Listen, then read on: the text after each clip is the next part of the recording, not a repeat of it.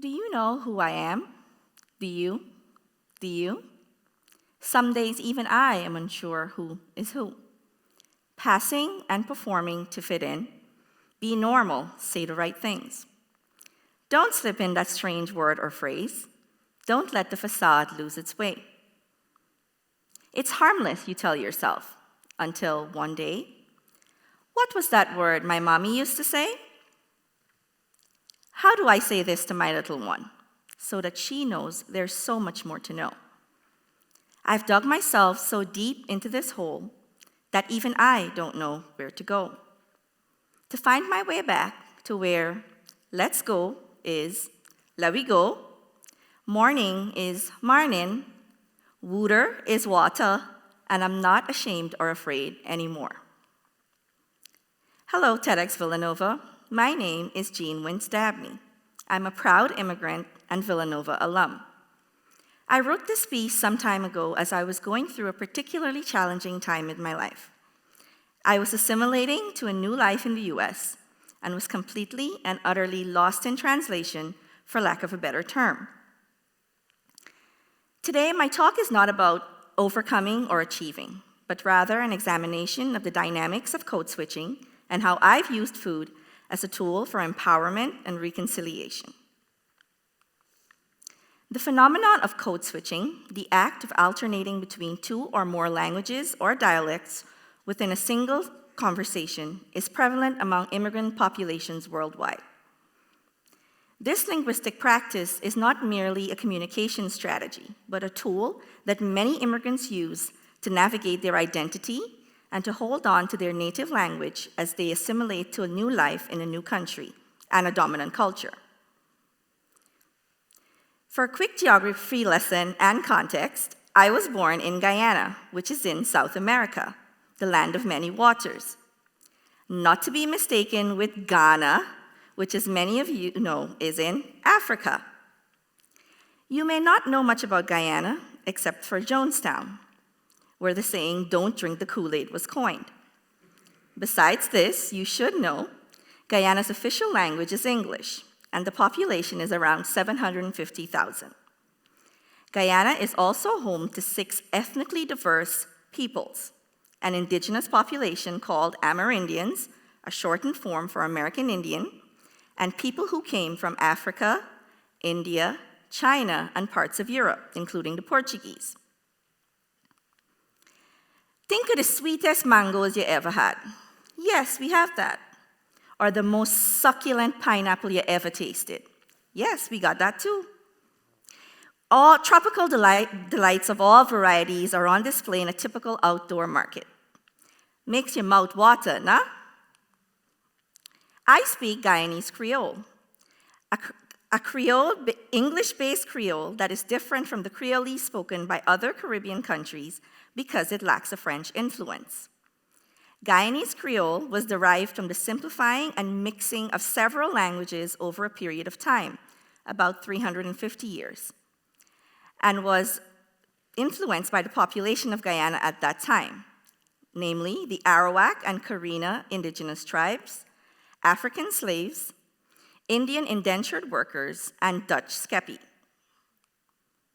For example, let's say I was trying to say, "Oh my goodness, let me tell you, I've had the most amazing day." In Guyanese Creole, I might say, "Oh, me mama, let me tell you, me proper enjoy myself today." If you hear the pride in my voice, you're not mistaken. You see, I've had to become a chameleon of sorts. This is an actual picture of me taken earlier today. I've had to change and to morph into this other person to navigate the world around me. This new world where everything was new and different. The demographic, the landscape, the infrastructure, the food, and more so, the language. Its tone, cadence, syntax, and grammar.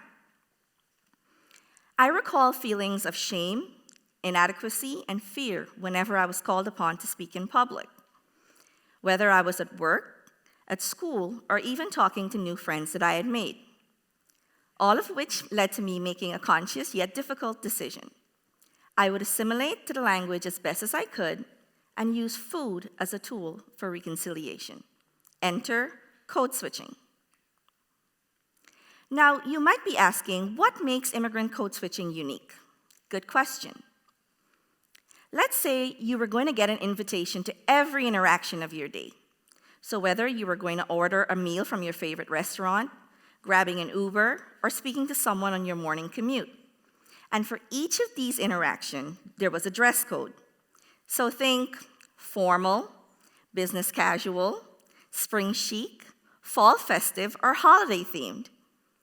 After a while, you'd be exhausted, having to change and get dressed for every interaction. And this is how it feels to have to code switch. Not being able to speak in your native tongue, but having to perform in a foreign one. I've always thought that my English was pretty good. I did grow up in a country whose official language is English. Growing up, I watched mostly American television, shows like Friends, The Fresh Prince of Bel-Air, Family Matters, and everything Disney. You know, classic 90s TV. I didn't think that my command of English was especially different or that I would struggle with it. And yet, it felt like I was constantly adjusting the way I spoke in public. The version of myself you hear today did not exist before the year 2011. I later realized that more and more people than we think actually code switch. For example, the United States has immigrants from over 196 countries who all speak as many languages and dialects. Additionally, the US has over 30 local and regional English dialects dependent on geographic location. So let's say you were from New England, the Northeast, the Midwest, or the South, which makes code switching not necessarily something new, but a part of everyday American life. Language is a direct reflection of our culture and has a significant impact on our relationship with food. And food, I believe, has allowed me to stay connected to my roots, to find my voice, and to find solace when I feel like a stranger in a strange land. Like many immigrants, food is a thread that connects us to our culture and allows us to shape the American culture into the rich mosaic we see today. Food traditions allow immigrants to preserve their culture and to pass down cultural knowledge to future generations. More so, food traditions reduce the impact of cultural erosion, which brings me to this question. Which parts of us get taken away after having to pretend to be someone else over time? Cultural erosion became very real for me when I became a mom over a year and a half ago. Shout out to my love, Zuri. I wonder how it was that my daughter was going to make sense of her mom, not only code switching, but having an accent, and talking in a different tone entirely when we were in public. So for example, when we were talking to neighbors, or to her teachers at her school, or even folks at the local market. Over the past 13 years that I've lived in Philadelphia, I've found myself communicating more and more in formal American English. And since there's less than 1% Guyanese population in the greater Philadelphia area, I'm acutely aware of a decline in the use and proficiency of my Guyanese Creole. To remedy this, I call friends back home to find out about what's going on there and to tell them what's happening here in my life. I also call them to remember words that we use to describe village gossip and to get the tea on what's happening. And yes, I use tea in a whole new context now. On my yearly visits to Guyana, I gorge myself with food and desserts and have second helpings at every meal. I make a special effort to connect with friends and family, to talk and to simply listen. While celebrating holidays and festivals here, I often feel a sense of detachment from holidays and festivals I once celebrated throughout my childhood.